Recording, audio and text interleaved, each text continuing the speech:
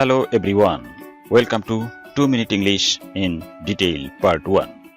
Think, স্ক্রিনে দেখানো sentence দুটি ঠিক আছে কিনা। Number 1, the number of ants are increasing. এখানে ants plural, verb are increasing ও প্লুরাল। ঠিক আছে বলেই তো মনে হয়, কিন্তু না, আমরা জানি সেন্টেন্সে verb প্রভাবিত হয় সাবজেক্ট দ্বারা, বাট ঝামেলাটা বাদে তখনই যখন সাবজেক্টে একাধিক ওয়ার্ড থাকে। এরকম ক্ষেত্রে ভার্ব সাবজেক্টের হেড ওয়ার্ড বা মেইন ওয়ার্ড অর্থাৎ যে ওয়ার্ডটি হাইলাইটেড সেটি অনুসারে প্রভাবিত হয়। এই সেন্টেন্সে অ্যান্ডস বা পিপিলিকার নাম্বার বা সংখ্যাটি বৃদ্ধি পাচ্ছে, সুতরাং নাম্বার এখানে হাইলাইটেড এবং হেড ওয়ার্ড। আর নাম্বার এর পূর্বে যখন দা বসে তখন সংখ্যা বা নাম্বার একটি ইউনিট হিসেবে কাজ করে এবং সিঙ্গুলার হয়, তাই ভার্বটিও সিঙ্গুলার হবে। Correct sentence, the number of ants is increasing.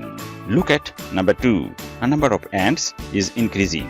এখানে আপাত দৃষ্টিতে হেড ওয়ার্ড নাম্বার এর পূর্বে এ, তাই সিঙ্গুলার এবং ভার্ব ইজ ইনক্রিজিং, সুতরাং সেন্টেন্সটি ঠিক আছে বলে মনে হয়, but it's not right. A number of মানে মেনি or several. মেনি মানে অনেক, several মানে 2 বা 3 এর বেশি কিন্তু খুব বেশি নয়। সুতরাং এই সেন্টেন্সে হেড ওয়ার্ড নাম্বার প্লুরাল, তাই ভার্ব প্লুরালি অর্থাৎ আর ইনক্রিজিং হবে। কারেক্ট সেন্টেন্সটি হবে a number of ants are increasing.